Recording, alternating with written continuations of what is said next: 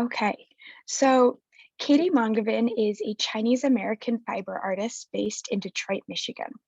She received her BFA from the University of Michigan and is currently pursuing her MFA at Cranbrook Academy of Art. Mongoven's large-scale embroideries are stitched portraits, stories stabbed into cloth, and offerings of reconciliation. Mongoven has exhibited her innovative embroidery pieces across the United States, including university hospitals right here in Cleveland, Ohio, and Vermont Studio Center in Johnston, Vermont, and Women Made Gallery in Chicago, Illinois. She has also appeared on Kent State University's public radio WKSU podcast Shuffle. Mongoven has attended residencies at the California Institute of the Arts, University of Michigan, and Vermont Studio Center. Her work is held in public collections at Summa Health in Akron, Ohio, and MetroHealth in Cleveland, Ohio, and in various private collections throughout the United States. We currently have her pieces on display in our Lischauer Gallery in the museum on the second floor. And after the lecture, I will go over all of the details of how you can come view some of these pieces right here in Shaker Heights. Now I will turn the floor over to Katie. Okay, cool. All right, I'm gonna share my screen and then we can get started on my presentation. Okay. Okay. Thank you so much, everyone, for coming and spending your Monday evening with me. I'm really excited and a little nervous to be here. So without further ado, let's start my presentation. So I was born in China in 1995 during the one-child policy, and I was adopted in 1996, and I don't really know much about my past. I know like roughly the region of where I'm from, but I don't really know much else. So I've been kind of exploring what I can access and what I can find online to try and just get a little more information about where I'm from.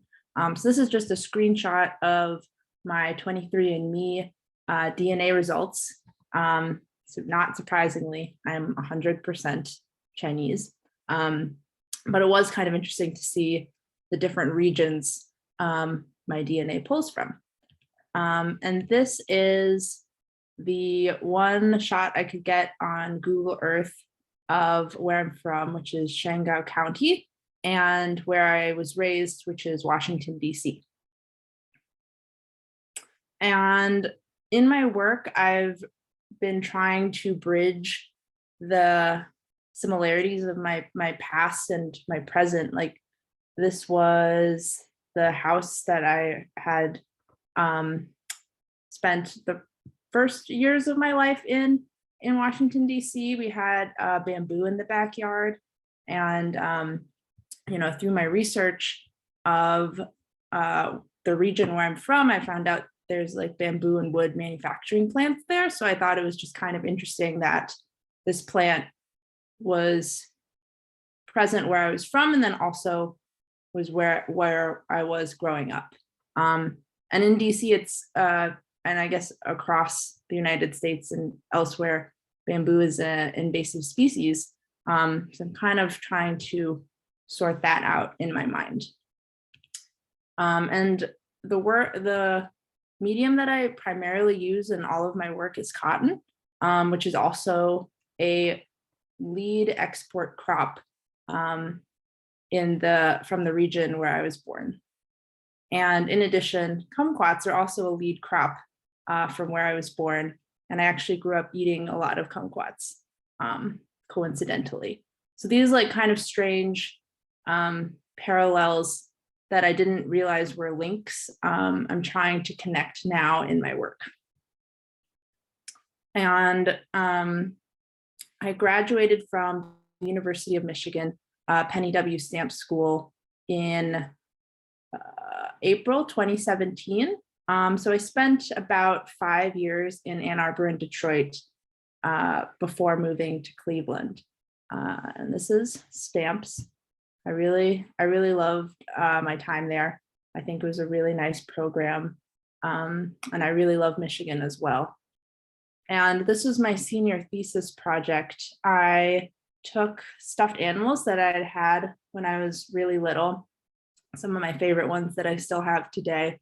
And I found replicas of them on eBay, bought them, ripped them apart to get the patterns, and then scaled them up like 8 to 10 times using a silk brocade from China, kind of exploring my childhood, where I'm from.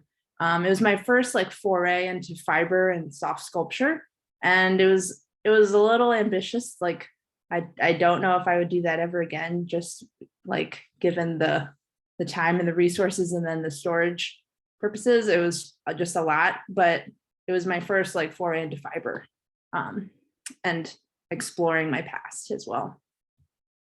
And so after graduation, I went to the California Institute of Arts, and I like went into the totally opposite direction of soft sculpture, where the work previous was like 8 to 10 feet like long in some dimensions. And then I started working really, really small and also completely abstract. This is like maybe 8 inches, like, and I was just kind of thinking about form, and just kind of like, I need to take a break from the serious content work, and I just kind of need to play around and just like take a breath from receiving my BFA. And then I came back to Michigan, and this was January 2018 to June 2018. And I was doing a residency through University of Michigan, teaching at a Detroit charter school. And I was teaching a class, like 30 10-year-olds in 5th grade, and I was teaching them how to sew. So they all got their own like little sewing kits that I made. And each week I would bring in like the polyfill stuffing, as well as a bunch of bolts of fabric and felt and everything. So this is some of the work that they made. And it was a lot of fun. It was a lot of energy, but it was a lot of fun. And I think a lot of them made some really cool things. These are some of my favorite ones that they made. It was just really cool. And then they got to keep their sewing kits, and I don't know what they're doing now, but at least now they know how to sew and like make their own pillows or stuffed animals or whatever they want. And so after that, so that was June 2018, I moved to Cleveland, Cleveland Heights specifically, and I've made this drive, I don't even know, 50 plus times. Me and the Ohio Turnpike go way back now. And so yeah, this is my Cleveland Heights time. And this is when I actually first started getting into embroidery. So the style of embroidery that I do is called punch needle, and it comes from American rug hooking. I think it's like closest version. And I was exploring it with wool in the beginning. And you can make like pillows and rugs. This was like a rug that I made. And then I was making pillows, and these are all plants that are found in Michigan. This was a pillow series I was doing for a friend for their house. These are some other pillows that I still have before they're like cut and then sewn together and stuffed. But this was all just with yarn and kind of just exploring this new medium and its capabilities. And so in that November and December, I attended a residency at Johnson, Vermont, called Vermont Studio Center. And I was able to kind of make the leap from yarn to embroidery thread. So working with like a much thinner material, much more detail oriented, and not something that was necessarily had a utilitarian purpose. And so this was my time in Vermont. There's a lot of snow. I think it snowed like 2 feet while I was there. It was very cold. I would not recommend going in December unless you like cold weather. But it was a really nice time. It was really idyllic. I got a lot of work done. It was beautiful. It was very isolated in a very rural part of Vermont. And you're by a bunch of mountains. It was really nice. And this was my studio there. It also like got dark at 4 p.m., which is just crazy. Like this photo could have been in the afternoon for all I know. And this is where I was just working on actual embroidery thread. And this was kind of the beginnings of my practice kind of resembles today. Oh, wait, there we go. I think either this one or this one is actually hanging at the Fairmount in Cedar Fairmount. So you can go see one or two of these pieces there. I think it's still by the fireplace. And so these are, when I got back, I was continuing this geometric exploration, kind of color studies, tessellations. You can see I was just buying these DMC threads by the box with color codes and everything. Just kind of exploring how the colors work together, and then transitions and spectrums of colors as well. Oh, this is also when I got a cat. This is Mars. I got her when she was 1, and now she's almost 5. You might see her later. She's being suspiciously quiet right now. And this is some other works in progress that I had taken around that time. Yeah, I was really interested in geometric work for a really long time. Geometric shapes just always kind of made sense to me. Tessellations, just the way things fit into each other. It had like a really nice sense of order that I wanted to emulate in my work. This was 2 pieces that were hung up at university hospitals in November and December, I believe. And this was the kind of beginning of my work intersecting with healthcare. And I actually had a bunch of friends in med school at Case Western at this time, and they would always like text me when they were walking by, when they were doing their rounds. And it was just kind of cool. But it was just like kind of the beginning of this like intersection with healthcare. Like this series, this was taken up at Stewart's Caring Place, which is a cancer wellness center in Fair Lawn. And it was a really interesting experience, not necessarily working with traditional galleries, instead thinking more about patient experience and how art can help in those ways.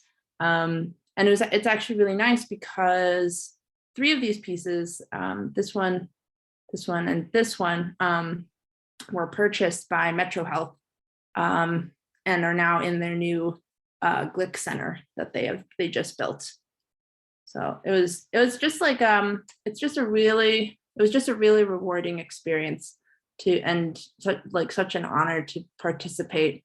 I was the first artist in this new cancer wellness center that they had just renovated and built. So it was a really nice experience to be part of that. And then in my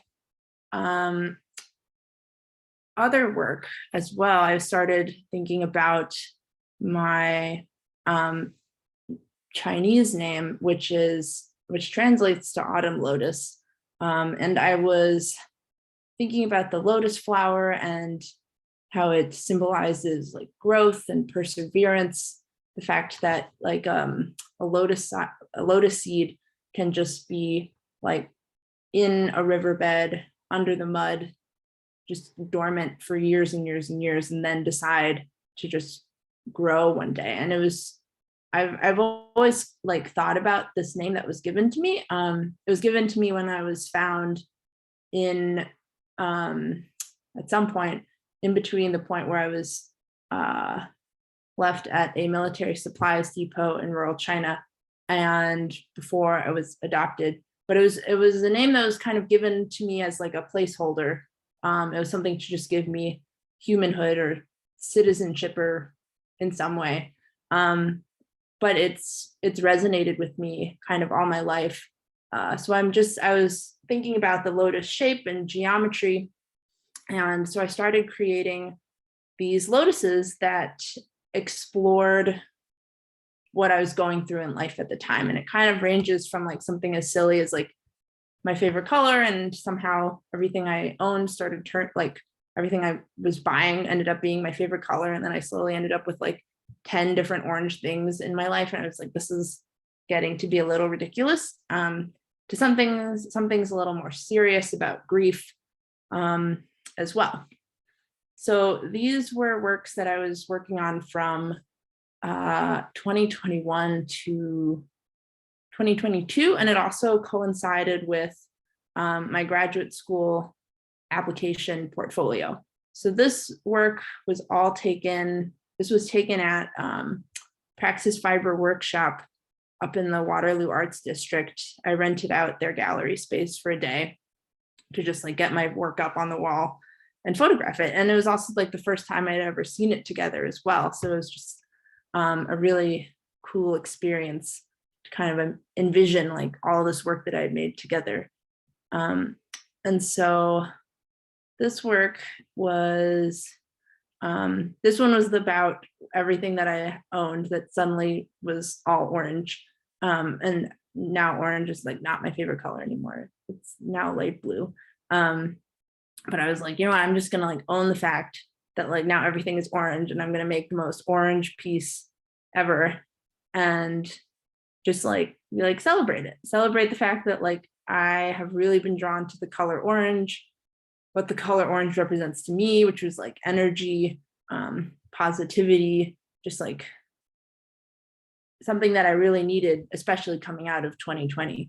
And so this piece was honoring that. This is it with some other pieces. This piece is called the 4 Stages of Grief. This piece was actually acquired by Summa Health in Akron, which is cool. But it was, I know there are 5 stages of grief, but this was about like what happens when you can't accept, when you can't reach that stage of acceptance. You're still kind of bouncing between the 4 stages. Maybe you can't access acceptance, maybe you don't want to. But I was just thinking about that. And so this piece was created, it's a gradient of 4 blues. But the way that they are positioned and the way that the light hits the cotton in this like iridescent quality, the blues kind of change and they look like they might be one color, and then it turns out they're not. So it's kind of playing this optical illusion meant to like kind of confuse you as well, just the way that grief can be confusing. This is a close-up, so you can see like this shade, this color is technically the same as this, but because of the positioning and then the way the light hits it, it looks totally different. This blue is the same as this one. And yeah. This work is called O Positive. It was about the 2 times that I had ovarian cysts in 2020, right before the pandemic, and then right after the summer surge in September of 2020. And then the third one was another scare that I had, but it ended up being fine. But still, the going through that whole process again was just fairly traumatic.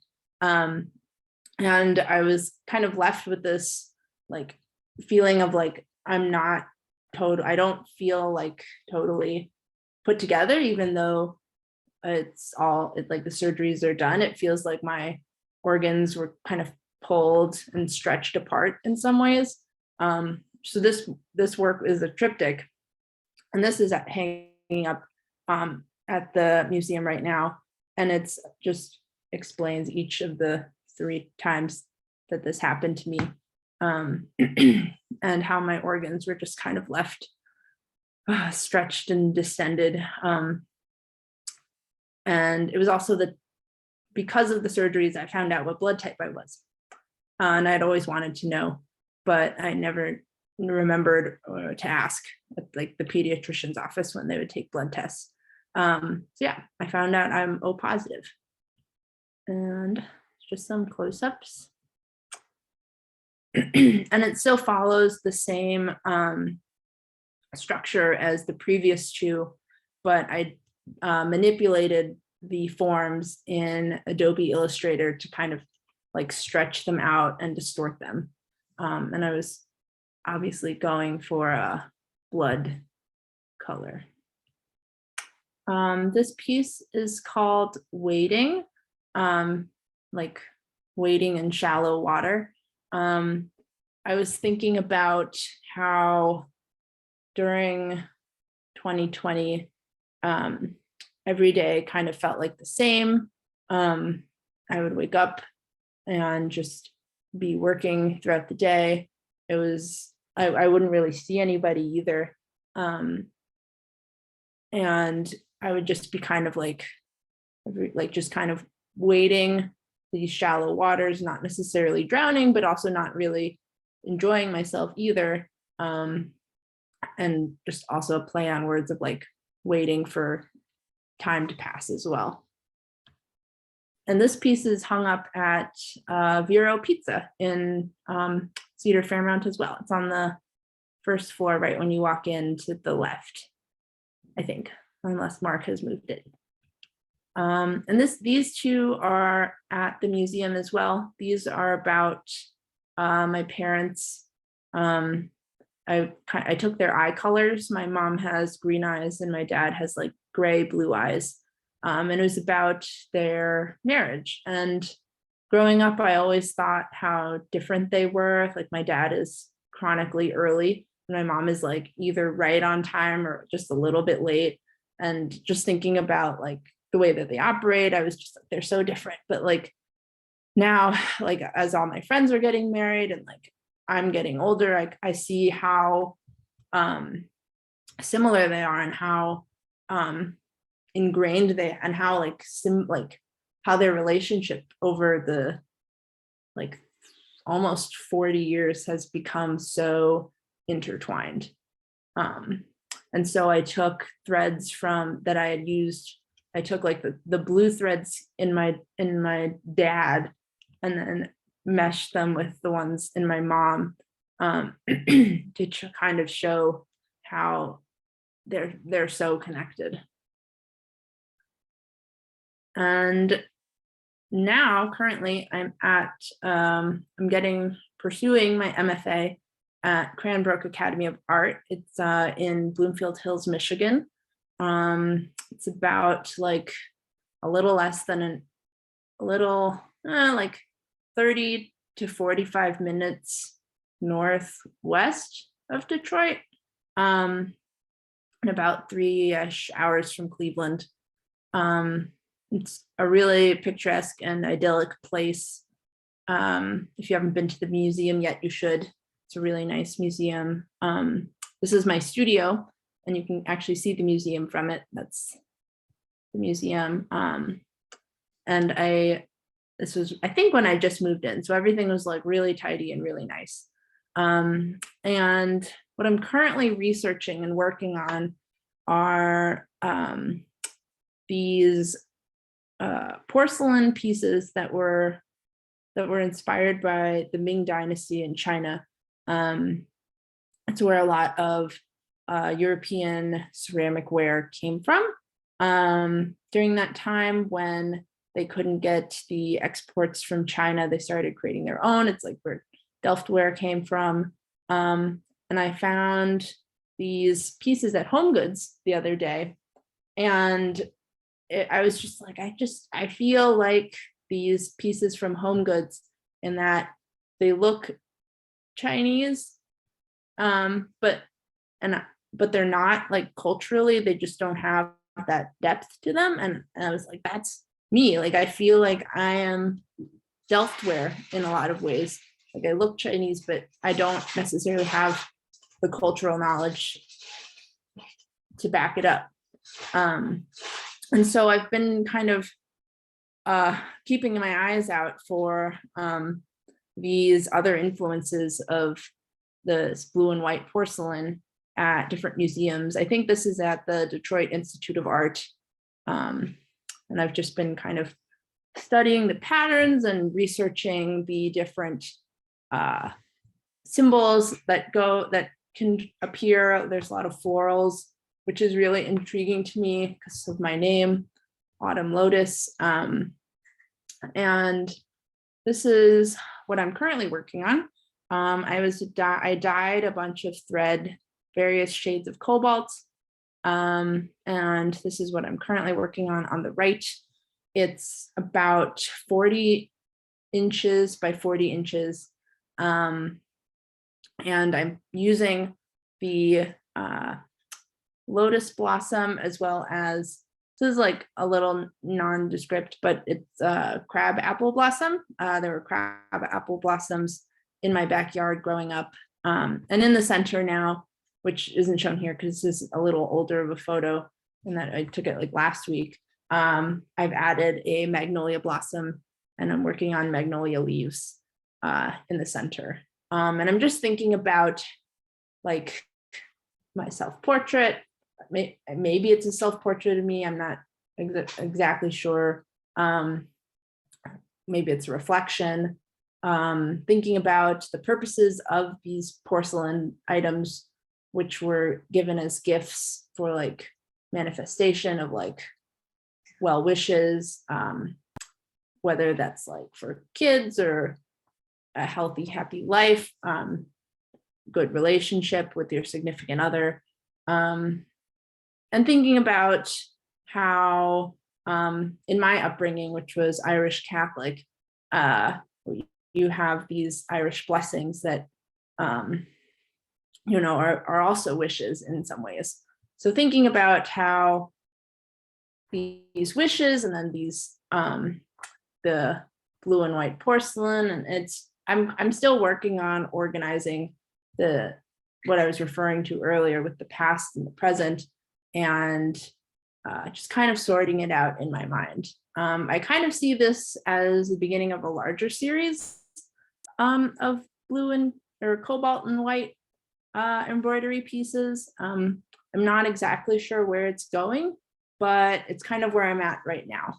And it's a bit of a departure from my previous work in that it's pretty figurative compared to all the geometric abstraction that was going on. But I'm excited. We'll see how it goes. But yeah, that's about it. And yeah, thank you so much. Yeah, this is my Instagram. This is my website. This is my email. Feel free to reach out at any point. Yeah.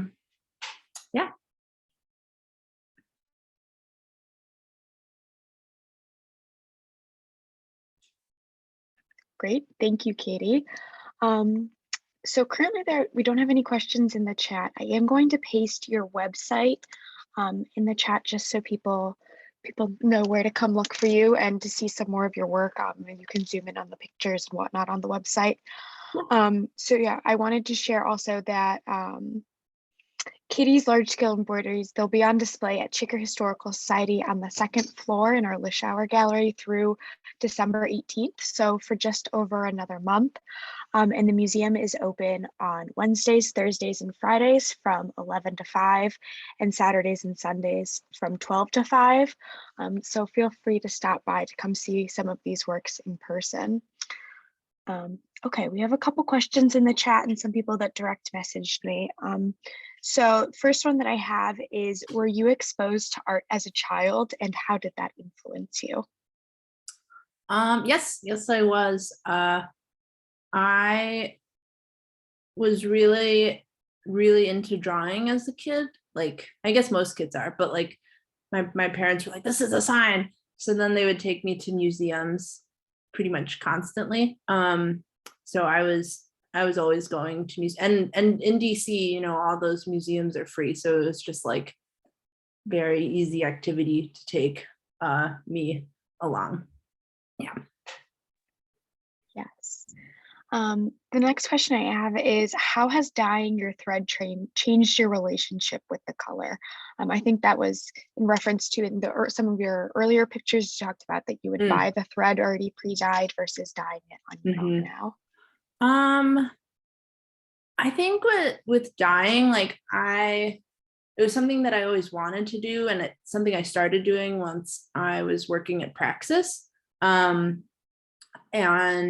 it just, for me, it added another layer of autonomy to my work. It made it more, it added another layer where it's like, this is even more me. It's definitely like dyeing is like, I still don't really know like what's going on sometimes when I'm dyeing. Like I'm still experimenting.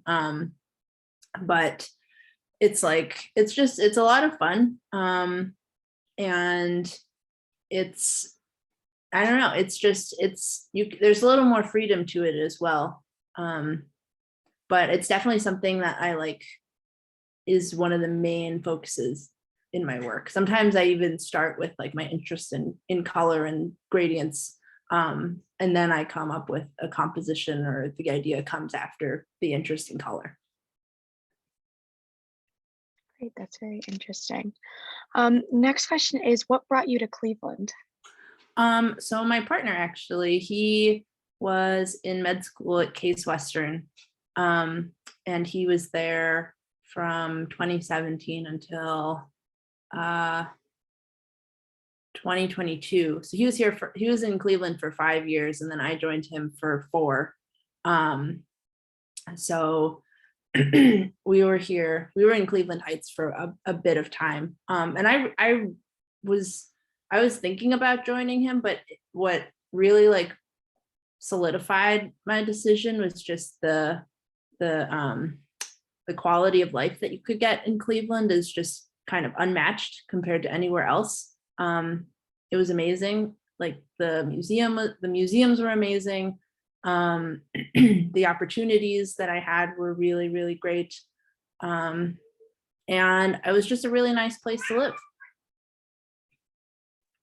Great. Someone also asked, will you be coming back to Cleveland? I don't know. I wouldn't be opposed to it for sure. Definitely still an option. I mean, it was hard leaving for sure. Yes. Someone else asked, have you traveled to China since moving to the US? And like, this is like a follow-up. Have you found your personal relationship with China has changed as you've explored your heritage through your art?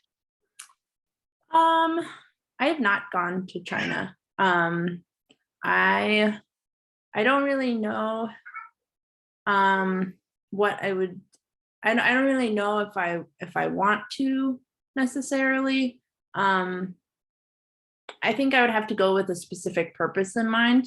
I don't think I could just go to go. I think I would have to go with like maybe like a research focused reason. And how I found my personal relationship.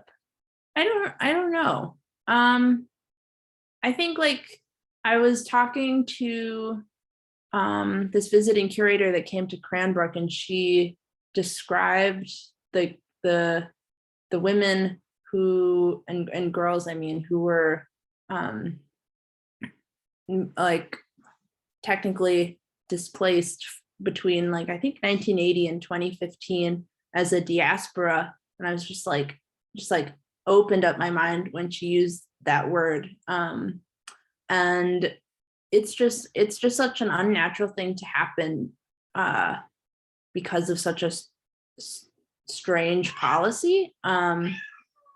And yeah, I don't know. I don't know if I even have like a personal relationship with China. I think it's more of like I mean, I guess I do, but like it doesn't feel very personal in some ways.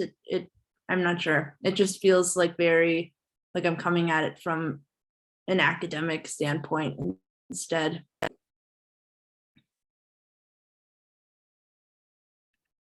Thank you for sharing. We also just had a kind comment. It says, Yeah. thank you so much for sharing your work.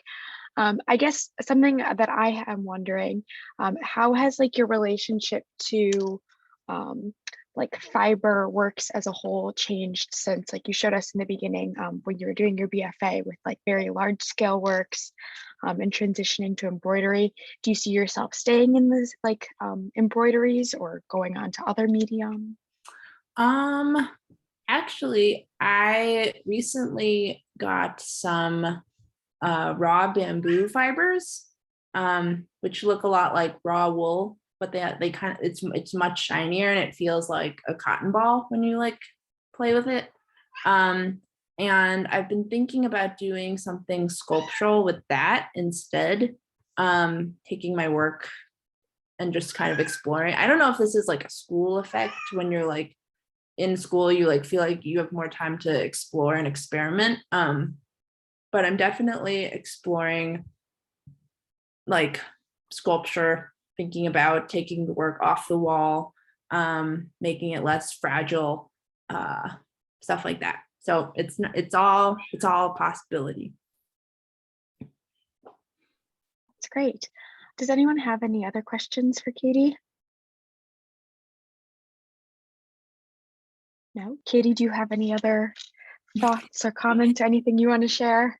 I don't think so. I mean, thank you everyone for spending your Monday evening. I don't know about you guys, but like this week is a crazy week at school. So it's like Mondays are hard.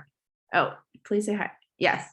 She just had dinner and she's like walking around doing her like little laps and meowing about it. But thank you guys so much for coming out. Mondays are definitely a difficult day of the week. So thank you for taking the time to listen to me talk. Yes, thank you, everyone. While we're on the topic of Monday night events, I did want to share with our attendees that next Monday, Shaker Historical Society is hosting another Zoom talk, again from 7 to 8 p.m. So this Zoom event will be discussing the digital exhibit Archiving Horseshoe Lake. And it will be, our speaker is Austin Walker, who curated the exhibit. I will put the registration link for that event in the chat. Again, it is free and it's just to learn more about the process of creating and researching that virtual exhibit. Someone asked in the chat, Katie, will you be coming to the museum while your work is being shown? I don't think so. I will be out of town starting next week for a while. And then I think the show comes down the 19th, 18th, Yes. 19th. Yep. So it's up until the 18th. Yeah, I will be in town probably on the 18th if if you want to stop by then. And then I'll be deinstalling then. But I think that's probably the next time I'll be in Cleveland. Okay, great. Thank you, everyone, and have a great rest of your evening. Thank you. Bye.